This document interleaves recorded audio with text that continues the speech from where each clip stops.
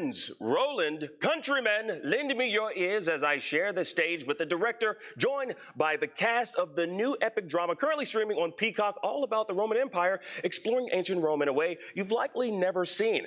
And they're here to tell us all about it. Joining me right now from the Peacock original series, Those About to Die, welcome. Hey. Welcome, welcome, welcome. I'm so happy to have you all here. Now, I got to start with you, Roland, of course. You know, this was birthed from your mind. So I'm kind of curious. We haven't had an awesome chariot race since, what, 1959?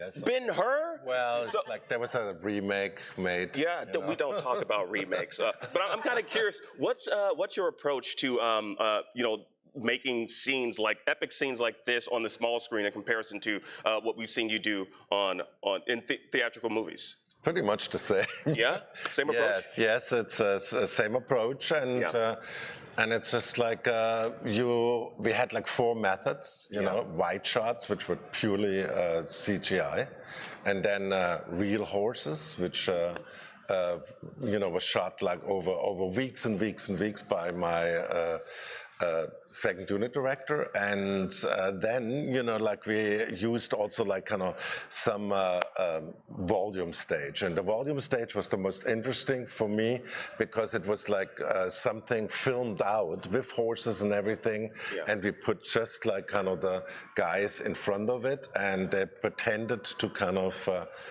to race, and it worked really well. Yeah, I mean, it's amazing seeing it all come together, and it came together because of the lovely cast that we have here. So, of course, I want to talk to you all. Now, Iran, I want to start with you. Like, I feel like there's a lot of research that goes into like building out these characters. So, what type of research or even training did you have to do for your character? I listened to this podcast called The History of Rome by Mike Duncan, and I listened to it a lot, so big shout out, man. Because I wanted to be able to situate Tenax in a world that I could understand, so I wanted to know who the emperor was when he was born and when he was in his, because to figure out how he's got to where he is from being someone who lives on the streets when he was a kid. So yeah, and then I became really boring and just about facts about the Roman Empire, which you all really appreciated. We did. Oh yeah. Thank you. So it's all from the podcast then. Well, I just needed for the most part, just kind of like get you in that mindset. I just wanted to understand the world because how did Rome start and the podcast was like 300 hours, and Iwan listened to it about three times. I don't know how. Only up until the point. Only up until. And then you recited it to everyone else. I went back to the beginning. Yeah. I don't know why I did that. I really liked it. That's why.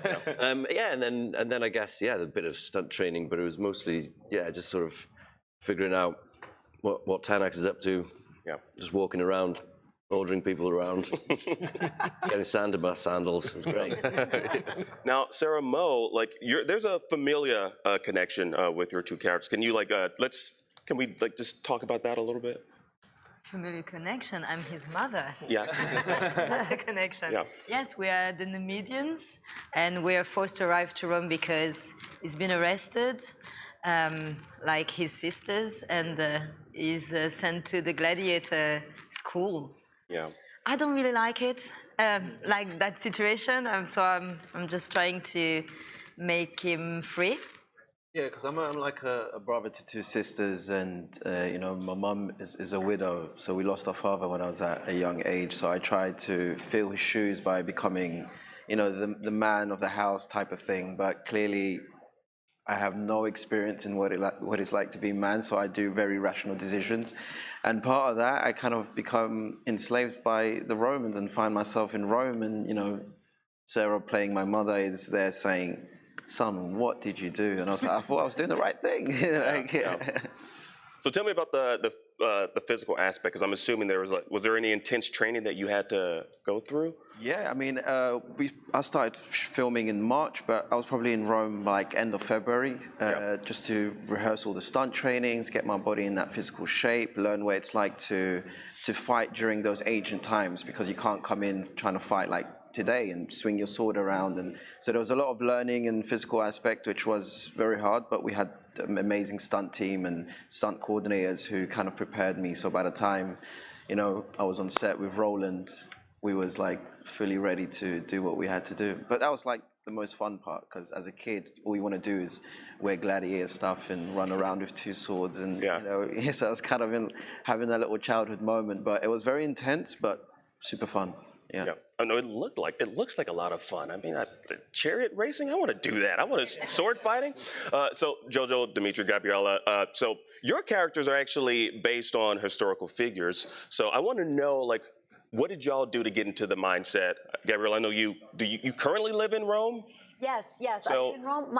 Antonia is not based actually on a historical character, but she's very close to a lot of women that really lived in the past, like Livia Drusilla or Agrippina Minore, Messalina. So I kind of puzzled together a lot of elements of those characters. But yeah, I live in Rome. I'm very privileged. Like, I drive in front of the Colosseum nearly every day. And to be honest, like, I never got used to the beauty of that place. It's just unreal. So when I got the chance to do like this show, that it's a love letter to Rome. I mean, an intense one, but it really is. It shows the amazing scale of the Roman Empire. I just, like, you know, I live there, and it's amazing to export this history and the roots of our civilization. You're also really. Roman, right? No, I'm technically, I was born in Daytona, in Florida. Yeah. Hang on. I know, nobody, I grew up with the flamingo next to me, 1 foot. But yeah, then I lived in Milan, but I lived in Rome for 20 years, so yes. Yeah, so that's amazing. And I play a patrician in the movie. I play, I'm the wife of Consul Marsus, and we are like the blue blood, like the noble kind of class in the ancient Rome, and it's a super fun role to play, kind of controversial, cruel, and very wicked sometimes, at the same time, but mad. She really has to survive, like Cala. There are kind of mirroring elements of the 2 characters, because these are 2 women that they have to survive in the ancient Rome that was really like a man world. And for women to survive back then, when they didn't have any saying, they couldn't have any political kind of, you know, voice back then, she's trying to have one by being really behind her husband and trying to install ideas in his ears. She really wants him to become the emperor. So she's a politician behind the scene. That's really my role. Oh, wow. Yeah. Well, Dimitri, Jojo, I definitely want y'all to chime in. Tell me a little bit about what research went into your roles as well. And then we're going to play the game. Okay. Oh, yeah. Yes. You want to go first? All right. Well, I mean, there wasn't a whole lot on Scorpus that I could find. There's a famous Roman poet called Martial who wrote some poems about Scorpus. And so they were quite cool, because you got a sense of his reputation. I think the lines are something like, judging by the amount of races you won, the gods must have mistaken you for an old man, and that's why he took you. Because he was young, Scorpus, the real Scorpus, when he died. And so that was kind of, you know, finding little things like that were really cool. It doesn't feed a lot into your performance, but it was kind of nice tracing back to these little echoes of this man that really existed. And one last thing that was really cool was going to Circus Maximus, the real place in Rome, and standing there and sort of knowing that 2,000 years ago, Scorpus was right here. And if you rewound the clock 2,000 years, he would have been racing up and down this track. And that was quite a magical thing to think about, Yeah, so I mean, I played Domitian, son of the emperor, and, you know, later on in his life, potentially an emperor, if you read the history books, so it's not a spoiler. I mean, yeah, the research part of it is massively important, or it was for me, because it's like, this guy ends up doing some truly mad stuff. He was one of the sort of bonkers emperors, as I believe what they call them historically. So I think, you know, I wanted him to be a real person. I didn't want him to just be a 2-dimensional baddie. Absolutely. So I think it's important to, like, go back through, understand what he was like in his childhood, living this very isolated life, and that's how he ends up becoming so bitter and twisted and cruel. And so you can build these layers up, which means that when you get to him doing the slightly more crazy stuff, you understand it a bit more. And to echo what these guys are saying, like, working in Rome, does a huge amount of the job for you. You know, it's being surrounded by it and being completely immersed in it. it makes you, I'll be honest with you, feel like you're the emperor, which is a very dangerous place to be. Yeah. Well, we'll see who's the emperor here today, because we're about to play our own Gladiator game. We have a little game we want to play with all of you. Now, we're going to bring out some scorecards numbered 1 through 10, and we're going to play a scene featuring a famous arena gladiator fight from a movie or TV show, I believe. And then we want you all to hold up your score and rate it from 1 to 10. Okay. All right. Yeah? Big stuff. You ready? All right, so the first one, we're going to start with the classic scene that we mentioned up top from 1959, Ben-Hur. This is the chariot race. I already know the score. And feel free. We can talk through, you know, your score. Dimitri, So this is my sort of Yeah. So what they're doing right now is that's not a good thing to happen. That was amazing. No CGI needed, bro. Not good. They shot like months and months. Oh, a 10? Yeah. 10 across the board? Absolutely. Oh, I've go seen on. that movie so many times. Yeah. No, I'm glad for it. 9 is still great. What are you going for? Because I feel, do you know there's a cinema that just plays it on repeat?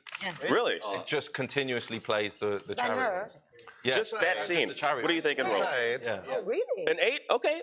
This is good scores. All right, cool. Let's move on to the next one. Now we've got, this is a really intense drama clash set in a medieval-themed family restaurant from the movie Cable Guy. Ah, classic. Yeah. So what are we supposed to do? I mean, we have to be careful that we don't hurt each other, right? I cannot listen to any of your instructions, or you are my sworn enemy, Not and are about to meet your demise. Come back here, so that I may frame thee! I love that. Mo, why did you do that? So what are we thinking? Season 2, will it? I mean, that was... What are we thinking? Is this better or worse than your own fight scenes? If we're talking about... Yes. 1. Oh, a 1! Okay, I shouldn't have said in comparison. That was my mistake. I would put 6 because I like the sounds. Okay, you like the... You like the... Yeah. You should have done that. 3. Oh, wow. Come on. When was the last time y'all saw the Cable Guy? Jeez. Okay. All right. We have another one. Let's jump into the future here with the next one. It's technically an arena fight, I guess, but it's from Star Trek, the original series. This is Captain Kirk versus Gorn. Oh, wow. I mean, Precious. oh wow. What a fight. Practical effects. Okay, he's gonna cave his head in. That's like This is so scary. Oh, it's beautiful. Martin Falcon did that one. You know, they didn't even use fake rocks for this. We just had a strong man. I used to take that so seriously when I was a kid, and now seeing that. 10. So what are we thinking? 10. A 10? Yes. A 10! Whoa! Amazing, amazing. Well, I want to thank you all so much for playing with us and telling us more about those about to die. Currently streaming on Peacock. So stick around, there's plenty more SDCC coverage right here on IGN.